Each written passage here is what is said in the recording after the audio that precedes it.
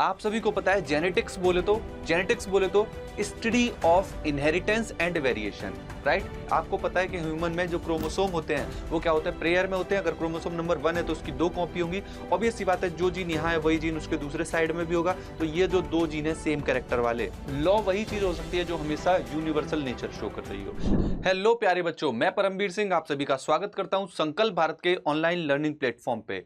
मुझे उम्मीद है आपकी सेहत और आपकी पढ़ाई बहुत ही तंदुरुस्त और बहुत ही अच्छी चल रही होगी। और आज देखिए 5 तारीख हो चुकी है, जल्दी ही आपका 1 महीने बाद अगली 5 को आपका एग्जाम है। तो बच्चों जी जान लगा के मेहनत करते रहना, और ये माइंड मैप सेशन भी आपको बहुत मदद करने वाला है। आज का जो सेशन है हम इनहेरिटेंस एंड वेरिएशन पे बात करेंगे, बोले तो जेनेटिक्स चैप्टर की बात करेंगे। तो बिना देरी किए हुए शुरुआत करते हैं। ओके, सो आप सभी को पता है जेनेटिक्स बोले तो study of inheritance and variation, right. इसी चैप्टर को आज हम माइंड मैप सेशन में बहुत ही प्यार से, बहुत ही सहूलियत से कवर करने वाले हैं। सबसे पहले समझते हैं इनहेरिटेंस और ये वेरिएशन क्या होता है, क्योंकि जेनेटिक्स का मीनिंग ही है, इस चैप्टर का नाम ही है इनहेरिटेंस एंड वेरिएशन, राइट।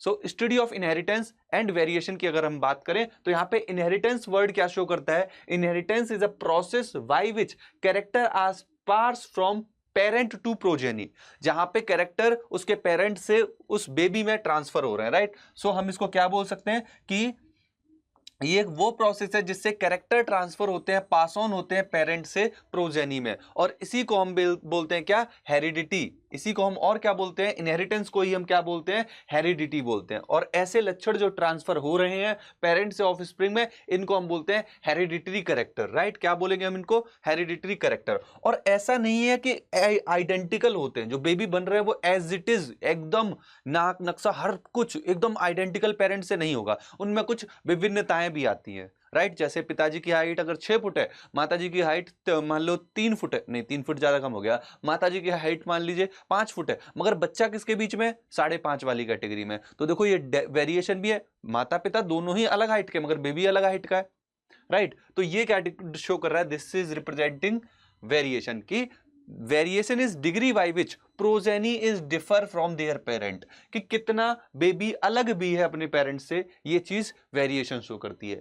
इसी की बात हम इस पूरे चैप्टर में, आज के इस चैप्टर में करने वाले हैं, that is study of inheritance and variation. चलिए आगे बढ़ते हैं। अगर हम बात करें ह्यूमंस की, तो ह्यूमंस को आज से काफी लंबे समय पहले, मतलब 8000 से 8000 बीसी पहले ही वेरिएशन के बारे में और हेरिडिटी के बारे में पहले से ही पता था, राइट। काफी हद तक इनको पहले से भी पता था, और जिसके through through artificial selection and domestication of ancestral wild cow he have well known Indian breed. और वो ऐसा नहीं है कि उनको इस बारे में पता नहीं था कि एक जैसे इसको एक एग्जांपल समझो कि अगर उनके यहाँ कोई हेल्थी, बहुत ही हेल्दी गाय है, राइट, एक बहुत हेल्दी गाय है और एक वो, मगर वो कम दूध देती है, मगर एक कम, थोड़ी सी कम हेल्दी गाय है मगर वो दूध ज्यादा देती है, राइट। तो इस बात की जानकारी इंसान को पहले से थी कि कुछ लक्षण इसके और इसके, अगर हम सेक्सुअल रिप्रोडक्शन कराएं तो इन दोनों से हम जो बेबी बनाएंगे उसमें वो कैरेक्टर आ जाएंगे, राइट। ऐसा नहीं है कि इंसान को ये बात पहले नहीं पता थी, आज से 8000 साल पहले भी ये बात पता थी, राइट। और इसीलिए कई सारी डिफरेंट काइंड की काव, फॉर एग्जांपल उसी का एग्जांपल दिया है साहिवाल काव इन पंजाब। ये जो साहिवाल काव है पंजाब में, ये इसी तरीके से, इसी मेथड से, आर्टिफिशियल सिलेक्शन के प्रोसेस से ही बनाई गई थी, राइट। आर्टिफिशियल सिलेक्शन के ही प्रोसेस से बनाई गई थी। बेस्ट एग्जांपल है साहिवाल काव, और इस पे आपके एग्जाम में क्वेश्चन भी बन सकता है कि साहिवाल काव इन पंजाब आर इंडियन ब्रीड। ये कैसी ब्रीड है, इंडियन ब्रीड है, जो किससे बनाई गई है, आर्टिफिशियल सिलेक्शन के तरीके से बनाई गई है। क्लियर है। अब हम बात करते हैं father of genetics Gregor Johan Mendel की। ग्रेगर जोहन मेंडल ने कई सारे एक्सपेरिमेंट परफॉर्म किए थे, हाइब्रिडाइजेशन एक्सपेरिमेंट परफॉर्म किए थे। किस पे उन्होंने परफॉर्म किए, गार्डन पी पाइसम सेटाइवम पे, करीब करीब 7 साल तक। और उन्होंने कुछ लॉ प्रपोज किए इनहेरिटेंस के, राइट।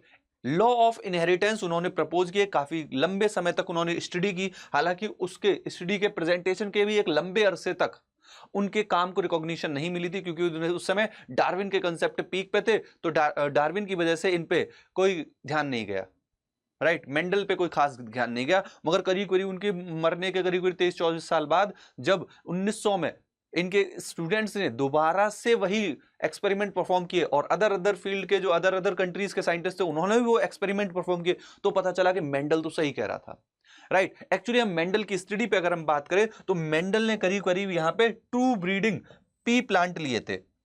उनके कैरेक्टर्स क्या थे? एकदम ट्रू कैरेक्टर थे। फॉर एग्जाम्पल उन्होंने जो कैरेक्टर लिए थे वो 7 कैरेक्टर थे। Seed shape, seed colour, flower colour, pod shape, pod colour, flower position, stem height. बेटा इसमें से कुछ कैरेक्टर क्या है? प्योर डोमिनेंट कैरेक्टर है, कुछ कैरेक्टर क्या है? प्रो रेसेसिव कैरेक्टर है, राइट। डोमिनेंट और रेसेसिव का मतलब जब F1 जनरेशन में क्रॉस कराएं तो जो कैरेक्टर हमको दिखता है मोस्टली वो कैसा है? मोस्टली वो कैसा है? डोमिनेंट कैरेक्टर है, ठीक है। इस तरीके से भी हम रिप्रेजेंट कर सकते हैं। याद रखना इन पे कई बार क्वेश्चन पूछा गया है कि कौन सा कैरेक्टर डोमिनेंट है, कौन सा रेसेसिव है। जैसे राउंड जो अगर हम देखें, राउंड सीड है वो क्या है? डोमिनेंट है, जबकि रिंकल्ड जो झुर्रीदार है वो रेसेसिव वाली कंडीशन है, राइट। येलो कलर का जो सीड है वो डोमिनेंट है, जबकि ग्रीन कलर का जो सीड है वो रेसेसिव है। वॉयलेट कलर का जो फ्लावर है वो डोमिनेंट है, जबकि व्हाइट कलर का जो फ्लावर है वो रेसेसिव है। जो फली अगर पूरी भरी हुई है, पॉड शेप एकदम फुल है, तो वो कैसा है? Dominant character. अगर कंस्ट्रक्टेड उस पे भी धारियां बनी हुई हैं तो वो रेसेसिव कैरेक्टर है, and so on. Pod colour में ग्रीन कलर जो है हमारा वो डोमिनेंट है, येलो कलर रेसेसिव है। फ्लावर की पोजीशन पे अक्सर पूछा जाता है कि अगर साइड में है फ्लावर तो वो एक्सियल कंडीशन है, अगर टर्मिनल पे है, एंड पे है फ्लावर तो वो एक्सियल है, और एंड पे है तो वो टर्मिनल कंडीशन है। और टर्मिनल कंडीशन डोसिस हमारी टर्मिनल कंडीशन रेसेसिव कंडीशन को शो करती है, और टॉल प्लांट डोमिनेंट होंगे और डॉर्फ प्लांट क्या होंगे? रेसेसिव होंगे। So these are the character जो मेंडल ने सेलेक्ट किए थे। Is it clear? और मेंडल ने काफी इंपॉर्टेंट क्रॉस परफॉर्म किए थे, कॉल्ड क्रॉसेस इन्होंने 2 इंपॉर्टेंट क्रॉस परफॉर्म किए थे, मोनोहाइब्रिड क्रॉस और dihybrid cross, right. Monohybrid cross को अगर मैं सिंगल लैंग्वेज में अगर मेंशन करूं, सिंपल लैंग्वेज में मेंशन करूं, तो cross with 1 character monohybrid cross, cross with 2 character dihybrid cross. ये बहुत ही सिंपल सा तरीका है मोनोहाइब्रिड क्रॉस और डाइहाइब्रिड क्रॉस को रिप्रेजेंट करने का। देखो यहाँ पे कुछ टर्मिनोलॉजी भी है, ये बहुत ही हो सकता है छोटे वर्ड्स में लिखी हो, आपको बहुत अच्छे से ना दिख रही हो, मगर इसका पीडीएफ आपको क्लियर कट दिखेगा। इसका पीडीएफ आपको टेलीग्राम पे मिल जाएगा, राइट। आप अगर रिकॉर्डेड फॉर्म में, ऑब्वियस सी बात है सभी देख रहे होंगे, तो आप इसको शुरुआत करने से पहले ही जाके आप टेलीग्राम से इसको डाउनलोड कर लीजिए, राइट। टेलीग्राम पे ये मिल जाएगा, है ना। ओके, हो सकता है इंस्टेंट क्लास के बाद अभी जस्ट विद इन 1 आवर आप करें तो ना मिले, मगर शाम तक आपको जरूर मिल जाएगा। यहाँ पे कुछ टर्मिनोलॉजीज हैं, उनको देख लीजिए। जैसे एलील, एलील की अगर हम बात करें तो alternate form of gene is called allele. आपको पता है कि ह्यूमन में जो क्रोमोसोम होते हैं वो क्या होता है? पेयर में होते हैं। अगर क्रोमोसोम नंबर 1 है तो उसकी 2 कॉपी होंगी। ऑब्वियस सी बात है, जो जीन यहाँ है वही जीन उसके दूसरे साइड में भी होगा। तो ये जो 2 जीन है सेम कैरेक्टर वाले, मान लो ये हाइट के लिए, ये भी हाइट के लिए, तो ये क्या है? एलील है। ये दोनों क्या कहला रहे हैं? ये दोनों एलील कहला रहे हैं। इसीलिए वर्ड यूज होता है अल्टरनेट फॉर्म, या फिर आप बोल सकते हो, आप और क्या बोल सकते हो इनके लिए? कंपैरिजन वाली फॉर्म, मतलब जीन के तुलनात्मक रूप। हिंदी में और बेहतर समझ में आता है कि वो जीन के वो रूप जिनकी आप तुलना कर सकते हो कि एक टॉल है तो ये भी टॉल है, ये टॉल है तो ये डॉर्फ है, ये डॉर्फ है तो ये भी डॉर्फ है। तो ये करेक्टर क्या है? सेम है, हाइट। आप उसको क्या कर रहे हो? कंपेयर कर रहे हो। They are called allele, right. Allele बोले तो alternate form of gene present on same chromosome on the same locus, है ना। एक पेयर में, एक पर्टिकुलर पेयर में सेम लोकस पे जो मिलते हैं। फॉर एग्जाम्पल हेयर कलर के लिए यहां पे आप देखोगे हेयर कलर एक करेक्टर है। इसमें क्या हो सकता है? ब्राउन कलर हो सकता है, बोल्ड हो सकता है, रेड हो सकता है, ब्लैक हो सकता है, राइट। तो कैरेक्टर एक ही है अपना, क्या कलर उसके क्या है? अलग अलग है, राइट। ओके, जीन क्या होते हैं? जीन की अगर हम बात करें, gene are the part of DNA. Gene एक पार्ट ऑफ डीएनए है जो क्या करता है? हेरिडिटरी इंफॉर्मेशन को होल्ड करता है और पास करता है पेरेंट से चिल्ड्रन में, राइट। डोमिनेंट कैरेक्टर वो कैरेक्टर जो फर्स्ट जनरेशन में पहले एक्सप्रेस होते हैं, राइट। रेसेसिव कैरेक्टर वो कैरेक्टर जो फर्स्ट जनरेशन में एक्सप्रेस नहीं हो पाते। होमोजाइगस कंडीशन को समझो, होमोजाइगस हेट्रोजाइगस, राइट। होमोजाइगस में आप क्या देखोगे? जब एलील एक जैसे हो, जैसे कैपिटल टी, राइट। जब एलील अलग अलग हो, capital T small T, heterozygous condition, right. एक होमोलॉगस कंडीशन होती है, होमोलॉगस क्रोमोसोम होते हैं, एक पेयर के chromosome, chromosome number 1, chromosome number 1 homologous है। नॉन होमोलॉगस मतलब क्रोमोसोम नंबर 1 और 3 आप कंपेयर कर रहे हो तो ये नॉन होमोलॉगस है, राइट। तो ये कुछ टर्मिनोलॉजी है जो यूज होती है। फिनोटाइप, जीनोटाइप, मुझे उम्मीद है आप पता होगा आपको। फिनोटाइप मतलब दृश्य रूप, आपको देखने में कोई प्लांट टॉल लग रहा है, फिनोटाइप है। उसके लिए रेस्पॉन्सिबल जो जीन है वो अगर कैपिटल टी है तो कैपिटल टी कंडीशन क्या है, उसका जीनोटाइप है। Is it clear? ओके, यहां पे ये मेंशन किया गया कि क्रॉस मेंडल ने कैसे परफॉर्म किया। देखो उन्होंने पी प्लांट लिया था, उन्होंने क्या किया, वो क्या करते हैं कि इस फ्लावर में मान लो उनको क्या कराना है, पर्टिकुलर जो एक पर्टिकुलर प्लांट है जिसके टॉल टॉल वाले वो जो करेक्टर है ना, कोई प्लांट है जिसपे जो टॉल है, राइट। अब उस टॉल वाले प्लांट का हमको डॉर्फ वाले से क्रॉस कराना है, तो आप क्या करोगे, डॉर्फ जो प्लांट है उसके सारे के सारे स्टेमन हटा दोगे, उसके सारे के सारे स्टेमन हटा दोगे और टॉल वाले प्लांट के स्टेमन लाके इसके जो स्टिग्मा स्टाइल ओवरी वाला पार्ट होता है उसके स्टिग्मा पे लाके छिड़क दोगे और फिर इसको कवर भी कर दोगे, राइट। ये किसके केस में ज्यादा जरूरी होता है, ये उस केस में ज्यादा जरूरी है जहां पे मेल और फीमेल रिप्रोडक्टिव पार्ट एक ही फ्लावर में है। जहां पे अलग अलग हो वहां पे ये जरूरत नहीं है, समझ रहे हो? तो ये क्या कहलाता है कि किस तरीके से क्रॉस परफॉर्म किया गया। आगे समझते हैं। तो जो मेन क्रॉस था जो आपका मेंडल ने परफॉर्म किया था वो क्या था, मोनो हाइब्रिड क्रॉस। तो समझते हैं मोनो हाइब्रिड क्रॉस के बारे में कि मोनो हाइब्रिड क्रॉस में क्या किया गया। देखो मोनो हाइब्रिड क्रॉस में किया गया cross with one character. Character क्या लिया है यहाँ पे, हाइट। देखो ये टॉल है और ये डॉर्फ है, सही है। हम जब क्रॉस कराएंगे तो हम क्या करेंगे, सबसे पहले गैमीट बनाएंगे, मेल गैमीट फीमेल गैमीट, और उनका क्रॉस कराएंगे और उनसे जो सीड बनेंगे ये कहलाएंगे F1 जनरेशन के सीड। ये क्या कहलाएंगे, F1 जनरेशन। अब F1 जनरेशन के जो मेंबर आएंगे उनकी भी आप क्या करा दोगे, मेटिंग करा दोगे, बोले तो सेल्फिंग करा दोगे। तो जब सेल्फिंग कराओगे तो इससे गैमीट जो बनेंगे वो दो टाइप के होंगे, कैपिटल टी स्मॉल टी। इससे जो गैमीट बनेंगे वो दो टाइप के होंगे, कैपिटल टी स्मॉल टी। और फिर जब इनको कंबाइन कराओगे तो आपको चार प्लांट मान लीजिए मिल रहे हैं, जिसमें से आप क्या देखोगे, जिसमें आपको देखने को मिलेगा कि एक क्या है, एक क्या है हमारा प्योर टॉल है, एक क्या है प्योर टॉल है, दो क्या है, दो क्या है हमारे पास हाइब्रिड है, capital T small T capital T small T, और एक क्या है प्योर डॉर्फ है। तो आप इसको देखने में ये तीनों के तीनों कैसे दिखेंगे, टॉल, और एक कैसा दिखेगा, डॉर्फ, राइट। तो आप इसका जीनोटाइप रेशियो 1:1 बोलोगे और फिनोटाइप रेशियो 3:1 बोलोगे, right. The proportion of dwarf is 1/4 and F2 plant में आप क्या देखोगे, F2 प्लांट में जो टॉल है वो क्या है, वो हमारे होंगे 3/4 रेशियो। मतलब 3/4 कितने अपने टॉल है और 1/4 कितना है, बस एक डॉर्फ है, right. The total dwarf and dwarf trait were identical to their parent and they do not show any building. अब यहां पे एक चीज नोटिस करो कि जो डॉर्फ वाले हैं वो एज इट इज अपने पेरेंट डॉर्फ जो था ना, इसका जो पेरेंटल डॉर्फ था उसी के जैसा है। ये वाला जो है ना, ये वाला जो डॉर्फ है, ये वाला जो डॉर्फ है ये एज इट इज इसके जैसा है। ऐसा नहीं है कि इसके कैरेक्टर मिक्स हो गए हो, इसकी हाइट और थोड़ी ज्यादा हो गई, नहीं, इंटरमीडिएट हाइट नहीं है, ये एज इट इज अपने पेरेंट के ही जैसा है, जैसे इसके पेरेंट डॉर्फ पेरेंट थे उन्हीं के जैसा ही है। तो यहाँ पे कैरेक्टर मिक्स नहीं होते, ये बात समझाई जा रही है कि कैरेक्टर नॉर्मली मिक्स नहीं होते। अगर कोई डॉर्फ है तो after a period of time वो डॉर्फ वाला ही बनेगा, उसमें मिक्सिंग नहीं होगी। सो मेंडल प्रपोजेस, यहाँ पे मेंडल ने एक बात और मेंशन की कि मेंडल ने प्रपोज किया that something was being stable. यहाँ पे एक ऐसी चीज है जो स्टेबल है और पास डाउन हो रही है बिना चेंज हुए from parent to offspring through the gamete, gamete के through over successive generation, and he call this component as factor. उन्होंने इनको क्या मेंशन किया, फैक्टर मेंशन किया। उन्होंने इसी को क्या बोला भाई, इसी को उन्होंने फैक्टर बोला। Whether a tall plant from F1 or F2 has capital T or small t composition cannot be predicted। अच्छा, आप देख के ये बात नहीं बता सकते इनमें से कौन सा प्योर टॉल है, कौन सा हाइब्रिड टॉल है। इसके लिए, इस चीज को पता करने के लिए किया जाता है टेस्ट क्रॉस। क्या किया जाता है, टेस्ट क्रॉस। टेस्ट क्रॉस अगर आपसे पूछे कोई क्यों किया जाता है, टेस्ट क्रॉस क्यों करते हैं, तो बेटा टेस्ट क्रॉस इसलिए किया जाता है टू फाइंड आउट जीनोटाइप, कि प्योर टॉल कौन सा है और प्योर टॉल कौन सा और हाइब्रिड टॉल कौन सा है। इस बात का पता लगाने के लिए क्या किया जाता है, test cross. So whether a tall plant from F1 और F2 कैपिटल टी और capital T small T composition can not be predicted, उसको आप प्रेडिक्ट नहीं कर सकते। Therefore to differentiate the genotype of tall plant at F2 Mendel cross tall plant from the F2 to the recessive plant. इसमें आप क्या करते हो कि आप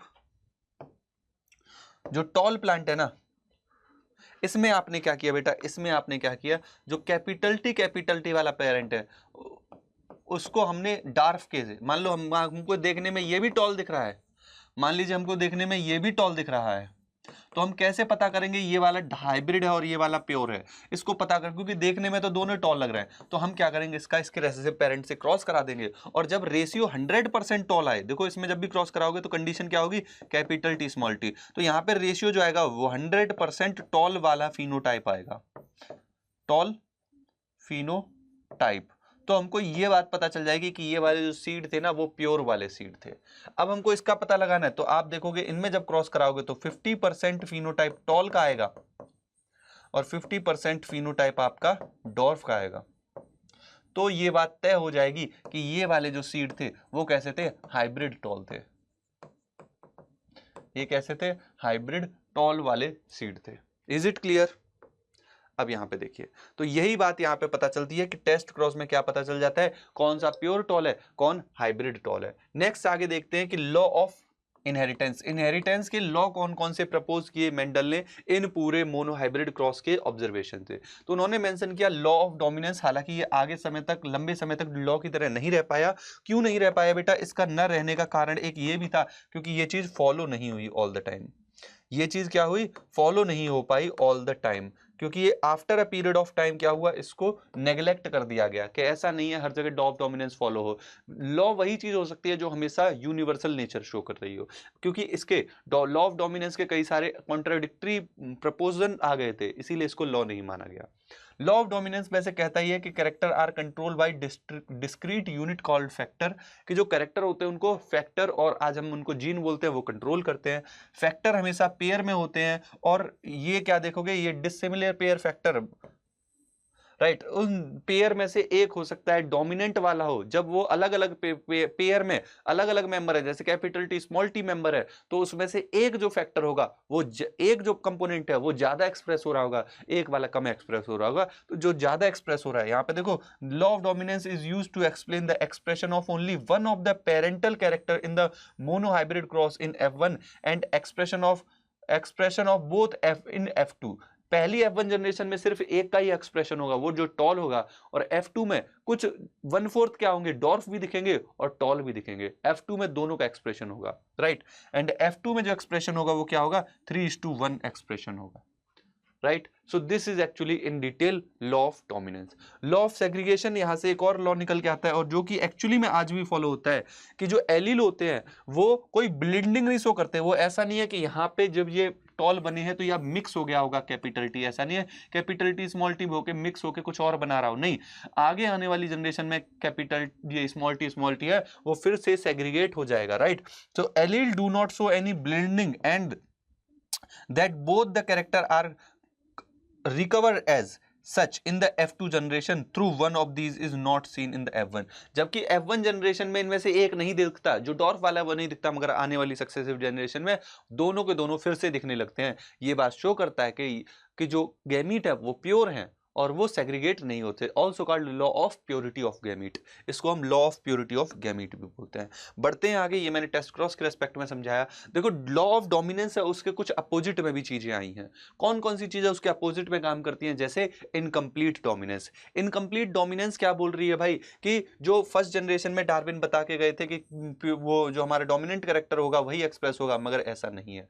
इनकम्प्लीट डोमिनेंस आपने देखा होगा, इसका एग्जाम्पल याद रखना, डॉग फ्लावर जो है वहां पे मिलेगा, जिसको हम स्नैपड्रैगन और एंटी राइनम भी मेंशन करते हैं, राइट। ये इसका बेस्ट एग्जांपल है, जहां पर रेड कलर के जो फ्लावर है उनको व्हाइट कलर के साथ फ्लावर के साथ हम जब क्रॉस कराएंगे तो हमको पिंक कलर के फ्लावर मिलेंगे।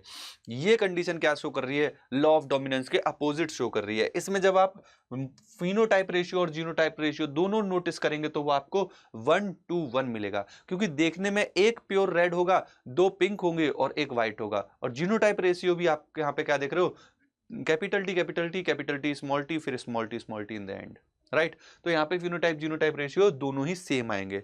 Is it clear? तो यहाँ पे आप क्या बोल रहे हो, gene product from the two codominant allele in the heterozygous combined to form in between two, right, उनका जो एक्सप्रेशन आएगा उन दोनों के बीच में आएगा।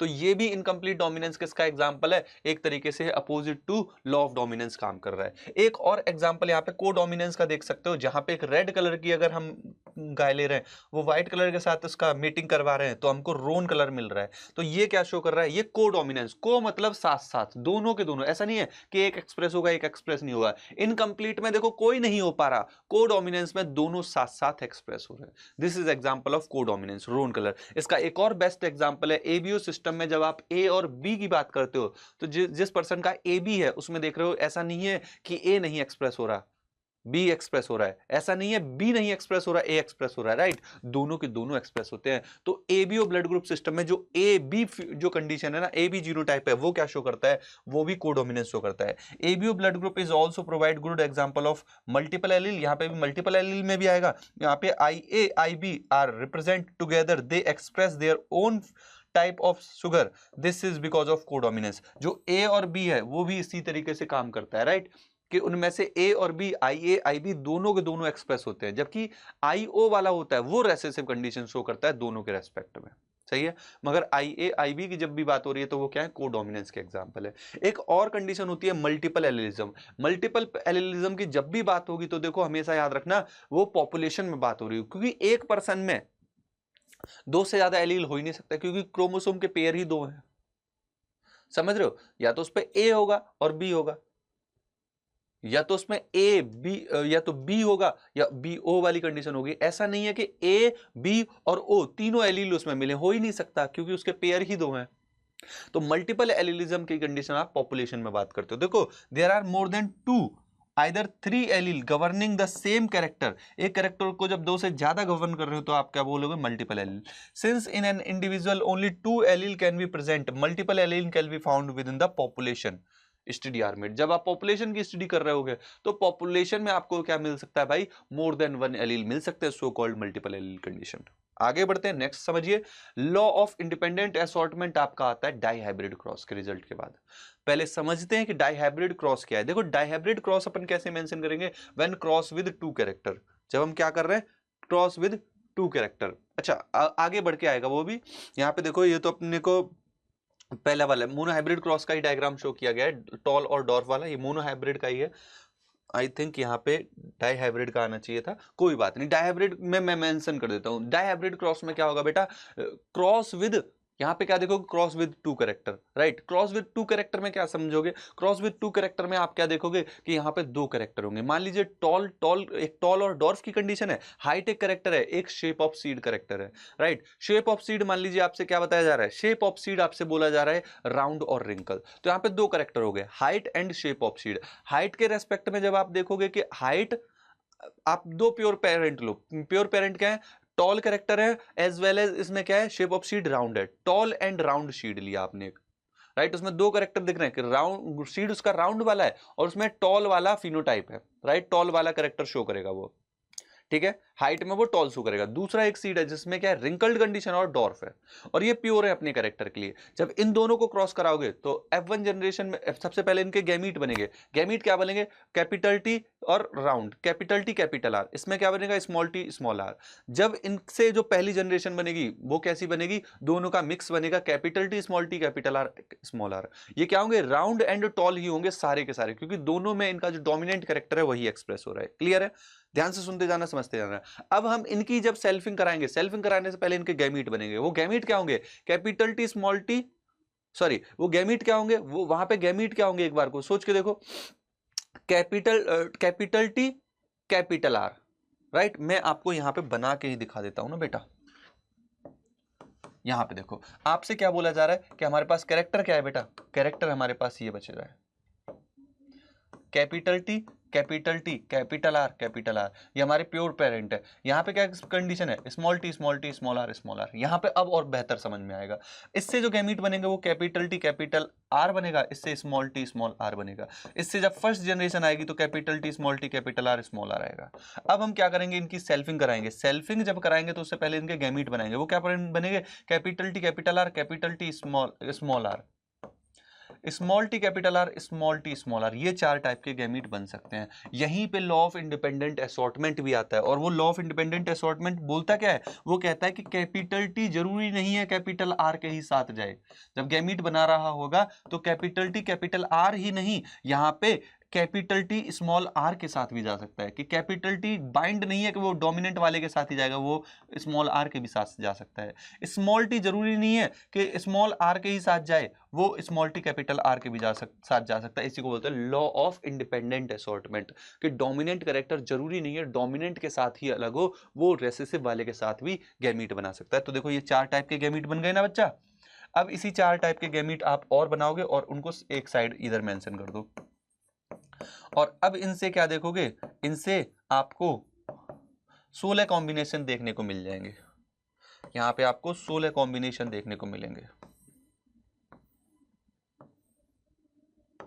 और वो 16 कॉम्बिनेशन क्या होंगे बेटा, capital T capital T capital R capital R, capital T capital T capital R small R. इस तरीके से आप जब भरेंगे तो आपको 16 कॉम्बिनेशन मिलेंगे। और मैं आपको यहाँ पे मेंशन कर देता हूँ वो 16 कॉम्बिनेशन कौन से होंगे। Capital T capital T capital T capital T capital T capital T small T small T small T, capital R capital R capital R, sorry, capital T capital T capital T small T small T small T small T small T small T, capital R capital R capital R small R small R small R, capital R capital R capital R small R small R small R, capital R capital R capital R small R small R small R. ये आपको genotype देखने को मिल जाएंगे, right. ये आपको 9 genotype मिलेंगे। इनका ratio क्या होगा, 1:1, 2:4:2, 1:1।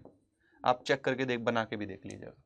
इसमें से जो फिनोटाइप आएंगे वो क्या आएंगे, 4 टाइप के आएंगे, टॉल, राउंड। एक फिनोटाइप क्या होगा, टॉल राउंड, ये दोनों टॉल राउंड होंगे, ये दोनों टॉल राउंड होंगे, राइट। ये क्या होगा, टॉल डॉर्फ,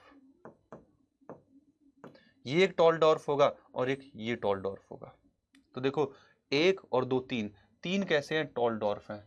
1 2 3 और 3 और 4 7 और 2 9, 9 कैसे हैं, टॉल एंड राउंड है। अब आपको कंडीशन क्या मिलेगी, इन दोनों की मिलेगी। ये क्या होंगे, डॉर्फ, सॉरी ये राउंड होगा, टॉल एंड राउंड। ये क्या है, टॉल एंड रिंकल है, राइट। ये क्या होंगे, डॉर्फ एंड राउंड होंगे। और ये क्या होंगे, ये लास्ट वाली जो कंडीशन होगी वो क्या होगी, डॉर्फ एंड रिंकल। ये आपको क्या मिलेंगे, फिनोटाइप मिलेंगे। ये आपको क्या मिल जाएगा, phenotype. So this is how dihybrid cross is going to perform. मैंने प्रॉपर्ली बना के दिखाया। इसी में आपको यहाँ पे क्या देखने को मिलेगा, लॉ ऑफ इंडिपेंडेंट असॉर्टमेंट देखने को मिलेगा, जहां पे 2 पेयर ऑफ ट्रेड कंबाइन होंगे और हाइब्रिड बनाएंगे, मगर उनमें कोई इंडिपेंडेंटली असॉर्ट हो सकता है, वो इंडिपेंडेंटली भी असॉर्ट हो सकते हैं। यहाँ पे मेंडल के काम खत्म होते हैं, और यहाँ पे एक आप देखोगे शुटोन एंड वोवेरी का बात आएगी, जिन्होंने क्रोमोसोमल थ्योरी ऑफ इनहेरिटेंस दी थी, राइट। क्रोमोसोमल थ्योरी ऑफ इनहेरिटेंस दी थी वोवेरी एंड शुटोन ने, और यही वो थ्योरी है जिसने लिंक किया आगे मॉर्गन की जेनेटिक्स को। अभी आप ये चीज समझेंगे। सो शुटोन ने यूनाइट किया नॉलेज ऑफ क्रोमोसोमल सेग्रीगेशन को with Mendelian principle and called it chromosomal theory of inheritance. इन्होंने क्या किया, शुटोन और बॉबेरी ने क्या किया कि उन्होंने क्रोमोसोम को आइडेंटिफाई किया। उन्होंने देखा जो मेंडल जिस फैक्टर की बात कर रहे थे, चिल्ला रहे थे, वो एक्चुअली फैक्टर कहाँ पे मिल रहे हैं, क्रोमोसोम पे। तो उन्होंने क्या किया, फैक्टर और क्रोमोसोम की इंफॉर्मेशन को कंबाइन किया, और उन्होंने क्या दिया, क्रोमोसोमल थ्योरी ऑफ इनहेरिटेंस। क्या बताया उन्होंने, क्रोमोसोमल थ्योरी ऑफ इनहेरिटेंस को बताया। इज इट क्लियर, इतना समझ में आया क्या? Good good good. यहाँ पे उन्होंने मियोसिस के फैक्टर को मेंशन किया। ये मियोसिस का पाथवे उन्होंने मियोसिस 1 मियोसिस 2 यहाँ पे रिप्रेजेंट किया है। अब आगे समझते हैं और देखते हैं कि जो आइडिया था ना क्रोमोसोमल थ्योरी ऑफ इनहेरिटेंस का, इसी पे दिमाग मारा किसने, थॉमस हंट मॉर्गन ने। So following this synthesis of idea, experimental verification of chromosomal theory of inheritance by Thomas Hunt Morgan and his colleague lead to the discovering the basis for variation. इन्होंने variation के basis निकाले। इन्होंने यहाँ पे crossing over वाले concept को analyse किया। That sexual reproduction produce, मतलब सेक्सुअल रिप्रोडक्शन के टाइम पे जो वेरिएशन आता है वो किस वजह से आता है, मियोसिस की प्रोसेस के थ्रू। वहां पे भी जो क्रॉसिंग ओवर होता है, जो राइट, जो लिंकेज और क्रॉसिंग ओवर के कंसेप्ट होते हैं वो यहाँ पे आए। सो मॉर्गन ने वर्क किया टाइनी फ्रूट फ्लाई ड्रोसोफिला पे, जिसको हम ड्रोसोफिला मेलोग्लास्टर बोल रहे हैं, राइट, जिसका डायग्राम यहाँ पे आपको देखने को मिल रहा है। इसकी कुछ प्रॉपर्टी भी है, इस मक्खी की कुछ प्रॉपर्टी भी है कि लाइफ साइकिल सिर्फ 2 वीक की है। कितनी अच्छी बात है। यहाँ पे आप लाइफ साइकिल की बात करें तो 2 वीक की है। सिंगल मेटिंग में कई सारे प्रोजेनी बनते हैं। यहाँ पे सिंगल मेटिंग में क्या देखते हो, large number of progeny produce होते हैं। यहाँ पे क्या होंगे, सिंगल क्रॉस जब परफॉर्म होगा या सिंगल सेक्सुअल रिप्रोडक्शन होगा तो लार्ज नंबर ऑफ प्रोजेनी बनेंगे। There are also clear differentiation of sex. यहाँ पे आप सेक्स इनके डिफरेंट क्लियर कट सेक्स देख सकते हो कि कौन मेल है कौन फीमेल है, देख के इनके सेक्सुअल, क्योंकि इनमें सेक्सुअल डायमॉर्फिज्म होता है। आप छोटे से माइक्रोस्कोप को नजर से ये देख सकते हो इनमें मेल फीमेल कौन है, right. And there are multiple hereditary variation that can be seen with the power of microscope. Microscope की मदद से आप इनमें कई सारी जेनेटिक वेरिएशन भी देख सकते हैं, राइट। सो यहाँ पे अब आप समझो इन्होंने किस पे काम किया था, मक्खी पे काम किया था। और यहाँ पे इन्होंने बताया लिंकेज के फिनोमिना को। क्या बताया, लिंकेज। लिंकेज को उन्होंने रिलेट किससे किया बेटा, इसको रिलेट किया रिकॉम्बिनेशन से। पहले लिंकेज और रिकॉम्बिनेशन को हम समझ लेते हैं और इसके बहुत आसान से एक प्यारे से रिलेशन को समझो कि जितना ज्यादा लिंकेज होगा उतना ही कम रिकॉम्बिनेशन होगा। देखो पहले लिंकेज क्या होता है ये समझ लेते हैं, फिर इस ग्राफ को समझाता हूं जो आपकी एनसीईआरटी में बना हुआ है। पहले लिंकेज समझो कि एक कोई क्रोमोसोम है, उस पे जितने भी जीन प्रेजेंट होंगे, all the gene present on a single chromosome are called linked chromosome. वो सारे के सारे क्या है, लिंक क्रोमोसोम है। पहली बात, ये बात समझ में आई कि एक क्रोमोसोम पे जितने भी जीन प्रेजेंट है वो क्या है, लिंक क्रोमोसोम है। उनके बीच में जो रिलेशन है, उनके बीच की जो डिस्टेंस है वो लिंकेज कहलाएगी। और लिंकेज की जो डिस्टेंस है वो सेंटी मॉर्गन में नापते हैं, क्योंकि इनके जो साइंटिस्ट थे मॉर्गन के नाम पे ही इसकी जो वैल्यू है, जो नापने की यूनिट है उसको सेंटी मॉर्गन बोलते हैं, सही है। तो उनके बीच में जो डिस्टेंस है वो क्या है, लिंकेज है। रिकॉम्बिनेशन का मतलब क्या होता है, नया कॉम्बिनेशन बनाना, राइट। लिंकेज का मतलब क्या है कि नया रिकॉम्बिनेशन का मतलब क्या है, नया कॉम्बिनेशन बनाना। आप ऐसे समझो इस चीज को कि मान लीजिए ये एक क्रोमोसोम है, राइट, इस पे ये एक जीन ए है और ये एक जीन बी है, राइट। अब ध्यान से समझना कि जब सेक्सुअल रिप्रोडक्शन होगा तो उस समय क्या होता है भाई, उस समय क्रॉसिंग ओवर होता है। उस समय क्या होगा, क्रॉसिंग ओवर होगा। ध्यान से समझते जाना। और जब क्रॉसिंग ओवर होगा, राइट, जब बेटा क्रॉसिंग ओवर होगा तो मान लो ये क्रोमोसोम नंबर 1 है, ये भी क्रोमोसोम नंबर 1 है। यहां पे मान लो कैपिटल ए था, यहाँ पे भी था, यहाँ पे कैपिटल बी था। यहाँ पे मान लो स्मॉल ए है, यहाँ पे स्मॉल बी है, राइट।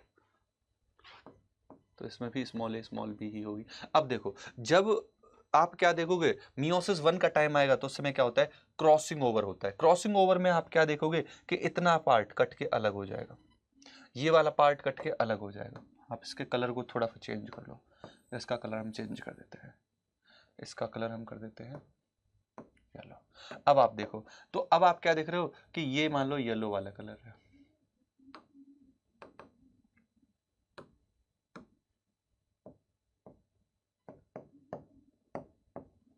राइट, ये येलो है। अब आप क्या देखोगे, इसका कलर मान लीजिए पिंक है, राइट। अब आप क्या देखेंगे, अब आप देखेंगे कि जब इनसे नया पेयर बनेगा, जब इनसे नया पेयर बनेगा, जब इनसे नया पेयर बनेगा तो उसमें आप क्या देख रहे हो,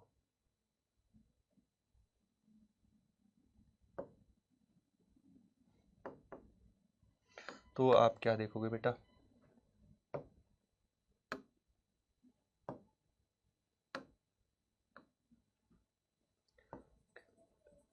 यहाँ पे जब क्रॉसिंग ओवर हो जाएगा तो देखो ये कंडीशन हो जाएगी कि ये वाला पार्ट इधर चला गया, ये वाला पार्ट इधर चला गया।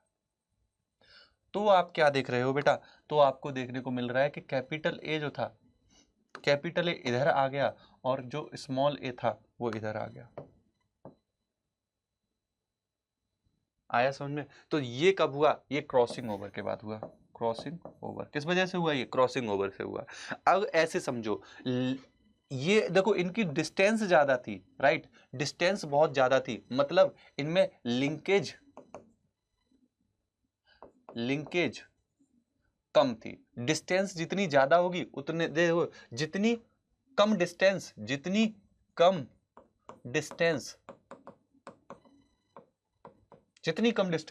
उतना ज्यादा लिंकेज।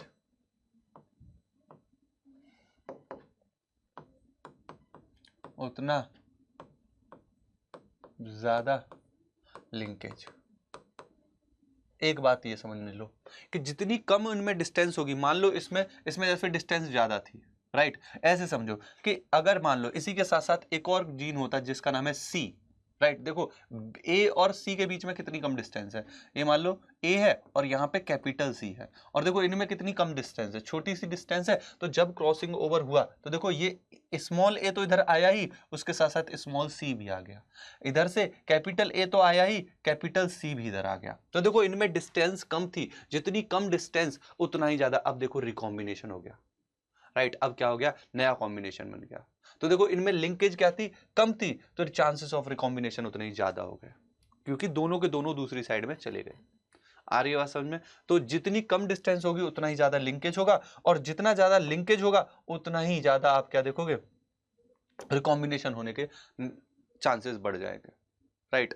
यहाँ पे आप क्या देखोगे, नए कॉम्बिनेशन बढ़ेंगे। बस इतना समझ लो, जितना ज्यादा डिस्टेंस होगा उतना ही ज्यादा चांसेस ऑफ रिकॉम्बिनेशन होगा, राइट। जितना कम उनके बीच में डिस्टेंस है उतनी ज्यादा लिंकेज है, और जितना ज्यादा डिस्टेंस होगा, जैसे इसमें देखो इन दोनों में डिस्टेंस बहुत ज्यादा थी, इसीलिए आप क्या देख रहे हो कि यहाँ पे कंडीशन क्या बन गई, यहाँ पे कैपिटल ए है, यहाँ पे कैपिटल बी है। अब यहाँ पे देखो कंडीशन क्या होगी कि पहले यहाँ पे स्मॉल ए था, अब और स्मॉल ए और स्मॉल बी के रेस्पेक्ट में देखोगे तो स्मॉल ए उधर चला गया, तो क्या हुआ, नया कॉम्बिनेशन बना कि नहीं, क्यों बन गया, क्योंकि डिस्टेंस बहुत ज्यादा थी। ज्यादा डिस्टेंस होगी तो उतनी ज्यादा मोर चांसेस ऑफ रिकॉम्बिनेशन। बस ये कुछ बेसिक से डिफरेंस याद रखो, जितना कम डिस्टेंस है उतनी ही ज्यादा उसमें लिंकेज है। याद रखना, लिंकेज जितनी ज्यादा होगी उतने ही कम चांसेस ऑफ रिकॉम्बिनेशन होंगे। लिंकेज जितनी ज्यादा है उतना ही कम रिकॉम्बिनेशन होगा, नया कॉम्बिनेशन बनने के चांसेस उतने ही कम हो जाएंगे। इस रिलेशन को याद रखना। अब इसको आप एनसीईआरटी वाले इस इमेज से देखो, यहां पे देखो ये दोनों स्मॉल वाई स्मॉल डब्ल्यू कितने पास पास है, राइट, समझ रहे हो, और यहाँ पे देखो स्मॉल वाई स्मॉल डब्ल्यू भी काफी पास पास है यहाँ पे। तो अब देखो यहाँ पे पास पास है तो लिंकेज ज्यादा है, लिंकेज ज्यादा है तो देखो इसमें जो पेरेंटल टाइप है वो देखो 98% रहे। तो रिकॉम्बिनेशन कितने बने, रिकॉम्बिनेशन कितना परसेंट है, बस रिकॉम्बिनेशन 0.1%, 0.13% क्या है, रिकॉम्बिनेशन है। क्यों, क्योंकि देखो ये दोनों जीन कितने पास पास हैं। अब यहाँ पे देखो ये दोनों जीन कितने दूर दूर हैं, इसीलिए जब रिकॉम्बिनेशन होगी तो देखो रिकॉम्बिनेशन कितनी गई 37.2, यहाँ पे कितनी हो रही थी 1.3, यहाँ पे कितनी हो रही है 37.2। रिकॉम्बिनेशन उतनी ही ज्यादा होगी जितना ज्यादा डिस्टेंस है, या लिंकेज जितनी कम है। इसमें लिंकेज कम है, इसमें लिंकेज ज्यादा है, तो लिंकेज ज्यादा रिकॉम्बिनेशन कम। लिंकेज यहाँ पे बहुत ज्यादा है तो देखो रिकॉम्बिनेशन उतना ही कम। यहाँ पे लिंकेज बहुत ज्यादा है तो आप यहाँ पे क्या देख रहे हो, सॉरी यहाँ पे लिंकेज बहुत कम है क्योंकि बहुत दूर दूर है। जितने ज्यादा दूर है उतनी कम लिंकेज, जितने ज्यादा दूर उतनी कम लिंकेज, लिंकेज जितनी कम है उतनी ही ज्यादा रिकॉम्बिनेशन, तो लिंकेज जितनी ज्यादा होगी उतना ही कम रिकॉम्बिनेशन। ये आप रिलेशन याद रखो, या आप इसको सिंपल ऐसे ही लिख लो, लिंकेज जितनी ज्यादा रिकॉम्बिनेशन उतना ही कम। ये आप एक रिलेशन बहुत प्यार से ध्यान से समझ लो और इसको याद रखना। सो ये हमने इस लिंकेज रिकॉम्बिनेशन की बात की, ड्रोसोफिला मेलानोब्लास्टर के बारे में समझा। अब हम समझेंगे पॉलीजेनेटिक इनहेरिटेंस क्या होती है। नेक्स्ट समझेंगे पॉलीजेनेटिक इनहेरिटेंस क्या है। आगे देखिए कि ये पॉलीजेनेटिक इनहेरिटेंस क्या है, व्हाट इज पॉलीजेनेटिक इनहेरिटेंस। तो यहाँ पे समझिए पॉलीजेनेटिक इनहेरिटेंस की अगर हम बात करेंगे, सो ह्यूमन, आप क्या देखोगे ह्यूमंस के केस में जब भी बात करोगे तो ऐसा नहीं कि ह्यूमन जस्ट टॉल होंगे या डॉर्फ होंगे, नहीं, in human don't just tall and short people, right. जब आप वहां पे देखोगे तो होल रेंज ऑफ हाइट दिखेगी, कुछ 7 फुट, कुछ 6.9, कुछ 6.8, 6.7, है ना। ऐसा नहीं है जस्ट एक बहुत टॉल है और एक बहुत डॉर्फ है। आप यहाँ पे क्या देखोगे, डिग्री ऑफ वेरिएशन काफी सारा मिल रहा है, राइट। सिमिलरली ह्यूमन के स्किन की बात करोगे तो ऐसा नहीं एकदम कोई गोरा होगा एकदम कोई काला होगा, उसमें बीच बीच में डिफरेंट डिफरेंट टाइप के कलर देखने को मिलेंगे। Such traits are generally controlled by 3 or more gene and thus called polygenetic inheritance।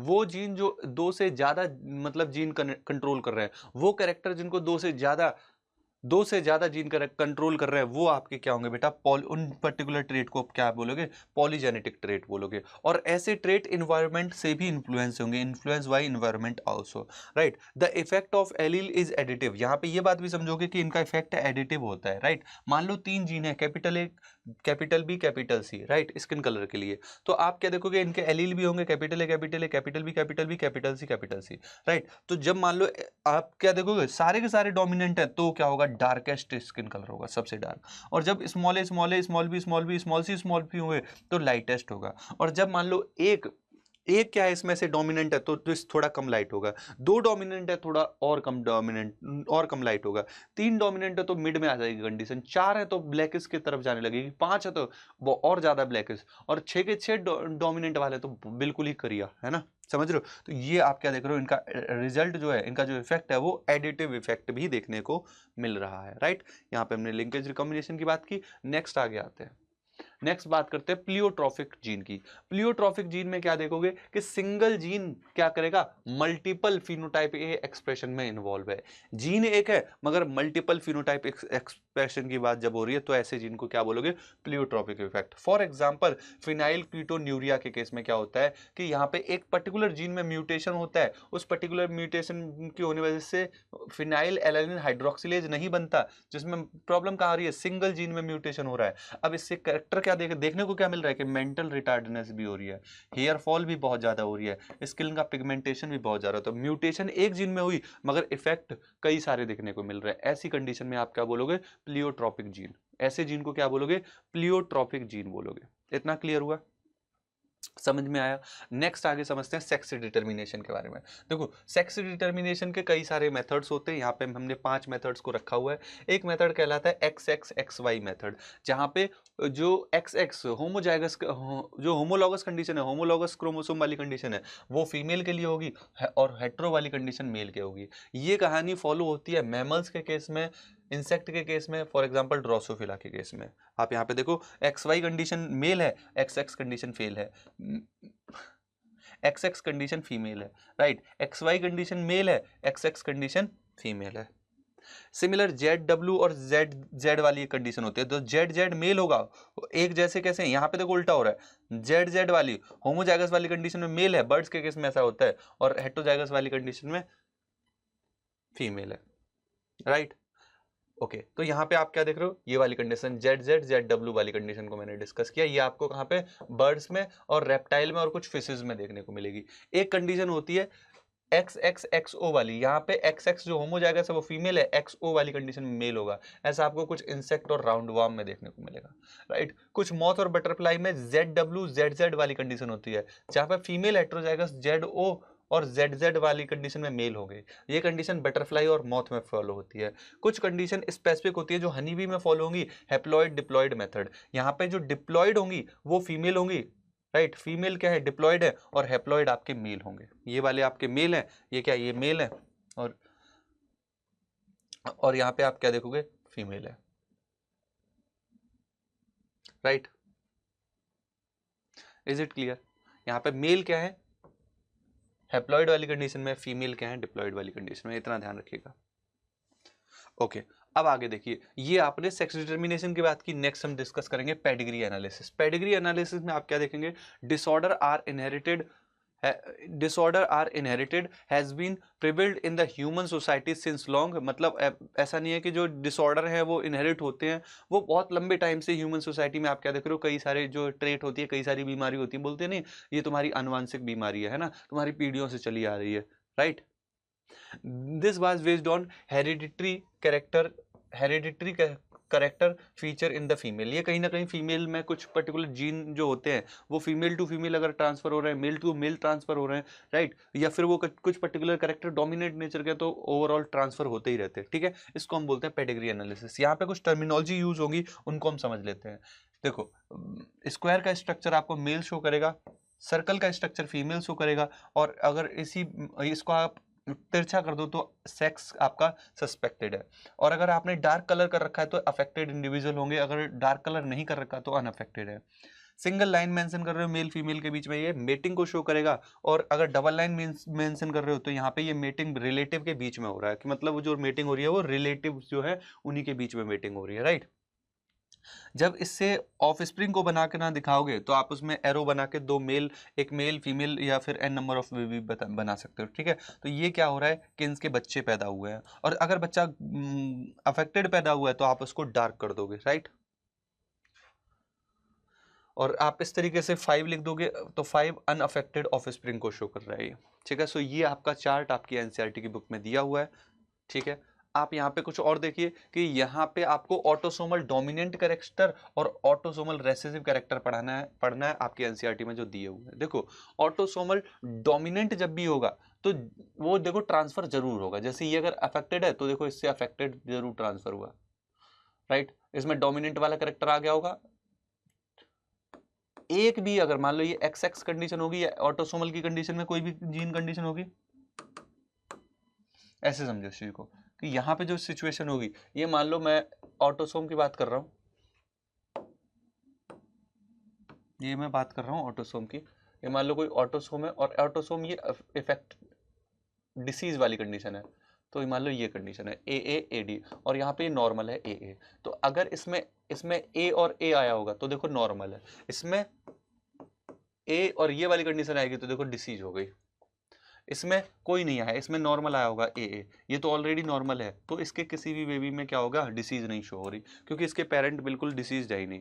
अब इसमें जरूर हो सकता है इसमें ये डिसीज वाला आ गया हो और इसमें नॉर्मल है, तो देखो इसलिए डिसीज वाला है, ये दोनों के दोनों, मगर ये वाला इसमें दोनों के दोनों जो क्रोमोसोम है वो नॉर्मल वाले हैं। अब यहाँ पे देखो इसके इनमें नॉर्मल वाला है, इनमें नॉर्मल वाला है, मगर इसमें एक डिसीज वाला आ गया है, तो ये कहलाएगी कंडीशन क्या, ऑटोसोमल डोमिनेंट की कंडीशन, कि एक भी इफेक्टेड वाला आ गया तो वो डिसीज कॉज कर देगा। रेसेसिव में क्या देखोगे, कैरियर की कंडीशन होगी, मान लो कैपिटल ए, अब ये कैरियर है मगर कैरियर एक्सप्रेशन नहीं शो करेगा, मान लो, राइट, यहाँ पे ये वाली कैरियर की कंडीशन है, मान लो दोनों कैरियर है, तो इसमें नॉर्मल ये यहाँ पे हो सकता है कैरियर हो, इसमें से एक कैरियर वाला आ गया हो, एक कैरियर वाला है इस फीमेल के पास, मगर ये नॉर्मल है इसीलिए देखो एक ही है। तो आप एक चीज, एक वर्ड याद रखो, उसको ध्यान रखना कि जब भी स्किपिंग ऑफ जनरेशन हो तो वो रेसेसिव कंडीशन होगा। देखो इसमें से कोई ना कोई कैरियर रहा होगा, देखो इसमें कोई इफेक्ट नहीं है, इसमें कोई इफेक्ट नहीं है, मगर इसमें अफेक्टेड आ गया, तो इसको बोलते हैं ऐसी कंडीशन की देखो स्किपिंग ऑफ जनरेशन हो रही थी, तो ऐसी कंडीशन में रेसेसिव कंडीशन शो होगी। Study of family history about inheritance of a particular trait provide an alternative, provide an idea, such an analysis of trait in a several generation of family is called pedigree analysis. इसी तरीके से हम कई सारी generation में जब disease निकालने की कोशिश कर रहे होते हैं या प्रॉब्लम निकालने की कोशिश कर रहे होते हैं, इसी को हम पेडिग्री एनालिसिस बोलते हैं। एक आप यहाँ पे समझोगे कि मेंडेलियन डिसऑर्डर होते हैं, राइट, कुछ क्या है क्रोमोसोमल डिसऑर्डर होंगे, कुछ मेंडेलियन डिसऑर्डर है। मेंडेलियन डिसऑर्डर समझिए होते क्या है, मेंडेलियन डिसऑर्डर क्या है, मेनली डिटरमाइंड बाय अल्टरनेशन और म्यूटेशन इन सिंगल जीन। जब भी सिंगल जीन में कोई प्रॉब्लम है तो आप क्या बोलोगे, मैं मेंडेलियन डिसऑर्डर की कैटेगरी में आ रहा है। वो किस में आ रहा है, मेंडेलियन डिसऑर्डर की कैटेगरी में। These disorder are transmitted to offspring, और ये ऑफस्प्रिंग में ट्रांसफर भी होंगे। Pattern of inheritance of these state, और हम जब पैटर्न ऑफ इनहेरिटेंस इसका देखेंगे और ट्रेस करेंगे फैमिली में, तो इसी को हम क्या बोलेंगे, इसकी पेडिग्री एनालिसिस बोलेंगे। मेंडेलियन डिसऑर्डर के कुछ टाइप हैं, जैसे यहाँ पे आपको मेंशन किया गया है कलर ब्लाइंडनेस, कलर ब्लाइंडनेस भी एक मेंडेलियन डिसऑर्डर है। फिनाइल कीटोन्यूरिया भी एक मेंडेलियन डिसऑर्डर है। एक एक करके समझ लेते हैं इनको। देखो फिनाइल कीटोन्यूरिया में क्या होगा, ये इनबॉर्न डिसीज है मेटाबॉलिज्म की, कह सकते हो इसको, this is inborn metabolism disease. ये क्या है, इनबॉर्न एरर इन मेटाबॉलिज्म है, इसको हम ऑटोसोमल रेसेसिव की कैटेगरी में रखेंगे। कैसा है ये, ऑटोसोमल रेसेसिव कंडीशन है, राइट, मतलब ऑटोसोमल रेसेसिव ये वाली कंडीशन है, इसमें मोस्टली आपको ऑटोसोमल रेसेसिव ही मिलेगी। यहाँ पे अफेक्टेड इंडिविजुअल जो होंगे वो लैक करेंगे एक एंजाइम जिसका नाम है फिनाइल डिहाइड्रोक्सिनेज जो फिनाइल एलानिन को कन्वर्ट करता है टायरोसिन में, राइट, वो पर्टिकुलर एंजाइम में दिक्कत आती है जो कन्वर्ट करता है अमीनो एसिड फिनाइल एलानिन को टायरोसिन में। फिनाइल एलानिन इसीलिए जब वो कन्वर्ट नहीं कर पाता तो फिनाइल एलानिन का लेवल ज़्यादा होगा और वो एक्यूमुलेट होने लगेगा कहाँ पे, बॉडी में, और वो कन्वर्ट नहीं कर पाएगा किसको, फिनाइल एलानिन को। जब उसका एक्यूमुलेशन होने लगेगा तो उसके एक्यूमुलेशन से ब्रेन में भी एक्यूमुलेशन होता है जो कि मेंटल रिटार्डनेस करने लगता है। दिस इज ऑल्सो, आप इस कंडीशन में क्या देखोगे, जो फिनाइल एलानिन है काफ़ी हद तक आपका कहाँ पे आपके यूरिन में रिलीज हो रहा होगा, क्योंकि वो काफ़ी हद तक कहाँ पे फिल्टर हो रहा है, किडनी में फिल्टर हो रहा है। तो ये डिसीज कंडीशन आपको फिनाइल कीटोन्यूरिया में देखने को मिलती है। Is it clear? नेक्स्ट आगे बात करते हैं कलर ब्लाइंडनेस। देखो कलर ब्लाइंड में क्या होता है, ये सेक्स लिंक रेसेसिव कैरेक्टर है। ये किससे है? सेक्स लिंक रेसेसिव कैरेक्टर है।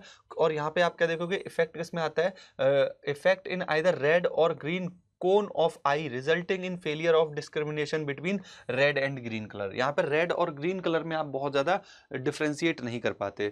This effect is due to mutation in certain gene present in the X chromosome. ये एक्स क्रोमोसोम में कुछ सर्टेन जीन है जो प्रॉब्लम क्रिएट कर देते हैं, जिनमें प्रॉब्लम हो जाती है, इस वजह से आप कलर ब्लाइंडनेस की कंडीशन देखोगे। It occur in about 8% of male, male में ज़्यादा हुआ 8%, जबकि 0.4% इन फीमेल, फीमेल में 0.4%। रीजन क्या है? क्योंकि फीमेल में 2 एक्स होते हैं, अगर एक भी अफेक्टेड है तो वो एक्सप्रेशन नहीं होगा, मगर मेल में एक ही एक्स होता है, अगर वो अफेक्टेड वाला आया तो एक्सप्रेशन होगा ही होगा, अफेक्टेड वाला आया तो दिक्कत हो ही जाएगी, राइट। इसलिए this is because the gene that lead to red colour, red green color blindness are on the X chromosome. Male have only one X chromosome and female have 2. The son of the woman who carry the gene has 50% chances of being color blind. उसमें सबसे ज्यादा chances हैं, right. क्योंकि मान लो क्योंकि ऐसे समझो इसकी चीज को कि एक क्या है, एक वाली कंडीशन क्या है, कलर ब्लाइंड कंडीशन है, एक एक्स कैरियर है, फीमेल कैरियर है, तो फीमेल का चांसेस है कि जो बेबी बन रहा होगा उसमें से दोनों में से एक तो एक्स जाएगा ही जाएगा, तो 50% दोनों के चांसेस है, right. Mother is not herself colour blind because of the gene is recessive, right. क्योंकि मदर क्या है, कलर ब्लाइंड नहीं है, मगर बेबी में चांसेस है कि वो होगा, क्योंकि मदर में क्या है, रेसेसिव कंडीशन। ये प्रॉब्लम क्या है, रेसेसिव कंडीशन में। सो this is about colour blindness. इसी तरीके के एक और मेंटल डिसऑर्डर की बात करते हैं, दैट इज हीमोफीलिया। हीमोफीलिया में देखो ये क्या है, ये भी सेक्स लिंक रेसेसिव कंडीशन है। यहाँ पे भी वही चीज फॉलो होगी कि फीमेल में इफेक्ट कम होगा, मेल में इफेक्ट ज्यादा दिखेगा। यहाँ पे भी फीमेल में कम इफेक्ट दिखेगा और मेल में इफेक्ट ज्यादा दिखेगा। इस डिसीज में आप क्या देखोगे, single protein that is part of cascade of protein involve in the clotting of blood factor affected. मतलब वो पर्टिकुलर प्रोटीन अफेक्ट हो जाएगी जो ब्लड क्लॉटिंग में इन्वॉल्व है, राइट। इसी वजह से आप क्या देखोगे, जब उस पर्टिकुलर किसी भी इंडिविजुअल में ये प्रॉब्लम आ रही है, तो जब उसके सिंपल कट लगेगा ना, तब भी ब्लीडिंग बहुत लंबे समय तक होती रहेगी, क्योंकि ब्लीडिंग को क्लॉट करने की प्रॉब्लम आ रही है, क्लॉटिंग नहीं हो पाएगी। हेट्रोजाइगस फीमेल जो होंगी हीमोफीलिया में, वो डिसीज को क्या करेंगी, ट्रांसमिट करेंगी, राइट, सन में। और अगर कोई फीमेल डिसीज्ड कंडीशन में, तो उसमें दोनों के दोनों रेसेसिव वाली कैरेक्टर होनी चाहिए, तब वो डिसीज कंडीशन शो करेगी।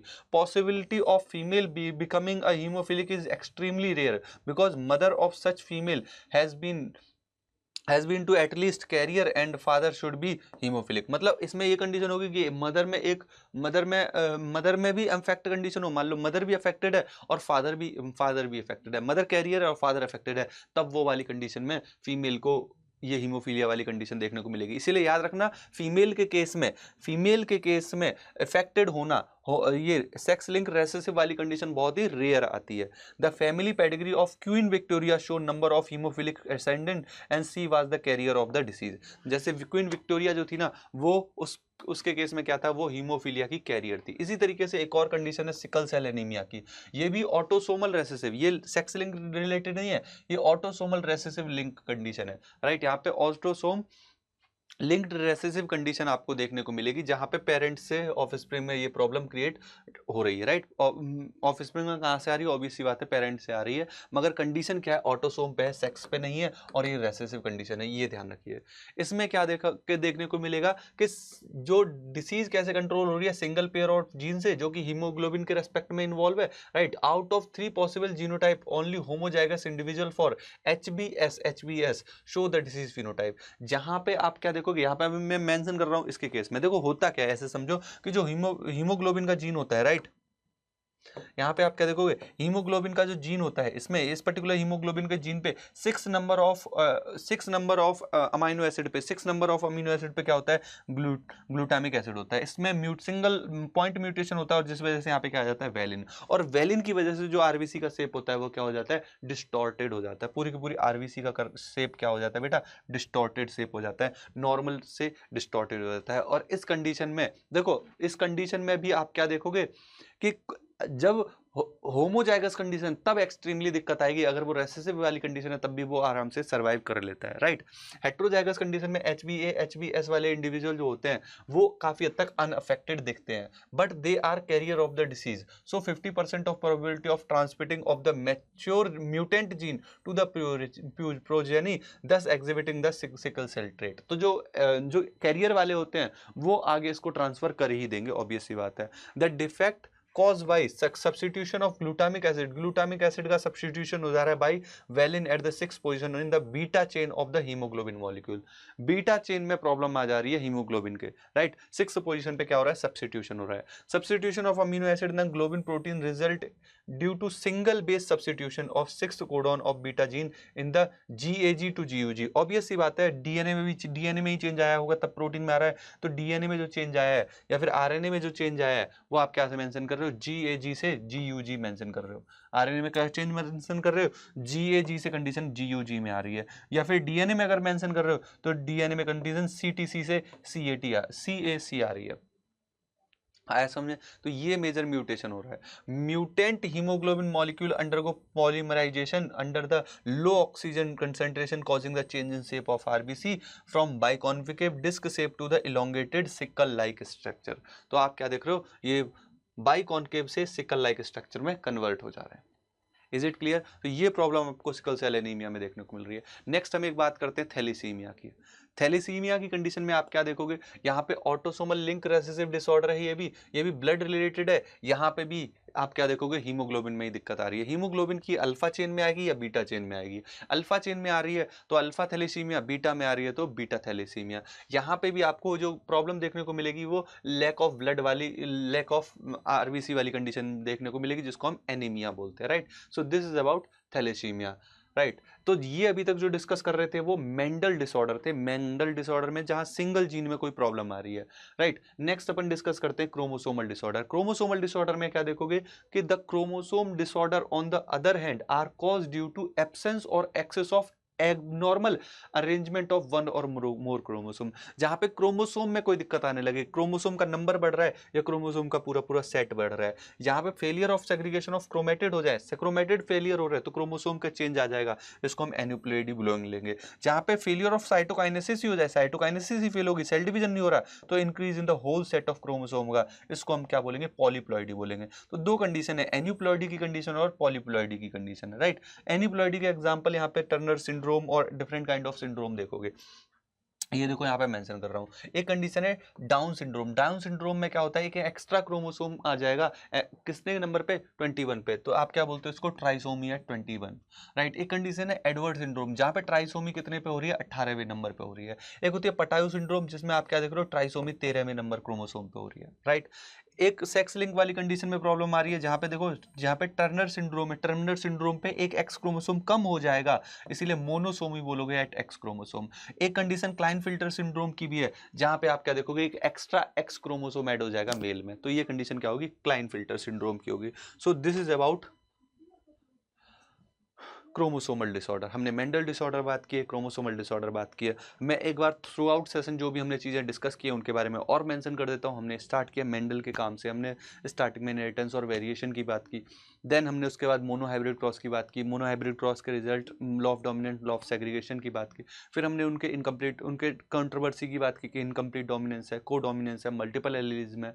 फिर हमने नेक्स्ट से डायहाइब्रिड क्रॉस की बात की, डायहाइब्रिड क्रॉस के रिजल्ट की बात की, लॉ ऑफ इंडिपेंडेंट असॉर्टमेंट हमने वहाँ पे समझा, राइट। फिर प्लियोट्रोपिक जीन है ना, पॉलीट्रोपिक जीन, फिर chromosomal theory of inheritance. Then हमने फिर यहाँ पे पेडिग्री एनालिसिस के बारे में बात की, फिर हमने मेंडेलियन डिसऑर्डर की बात की, और फिर फाइनली हमने जो क्रोमोसोमल डिसऑर्डर हैं उनकी बात की। तो इस तरीके से ये चैप्टर यहाँ पे खत्म होता है। मुझे उम्मीद है आप सभी को ये चीज़ें समझ में आई होंगी। बेटा नो डाउट अगर ये लिख लिख के एक एक चीज़ें बताऊंगा तो अलग मीनिंग निकलेगा, क्योंकि ये वो सब्जेक्ट है जो एक बार में चीज़ें नहीं क्लियर करता। मुझे उम्मीद है फिर भी कहीं काफ़ी हद तक तो आपको मदद की होगी। अगर आपको थोड़ी सी मदद हुई है, छोटी सी भी चीज़ें समझ में आई है, तो आप ज़रूर सपोर्ट करिए और संकल्प भारत के चैनल पे ज़रूर बड़े बने रहिए। हम आपको कॉन्टिन्यूसली बूस्ट अप करते रहेंगे by different different kind of sessions, ठीक है। सो आप सभी से आप आज के सेशन का मैं अलविदा लेता हूँ, मिलता हूँ नेक्स्ट सेशन में। Bye bye, take care, thank you so much प्यारे बच्चों, बाय बाय।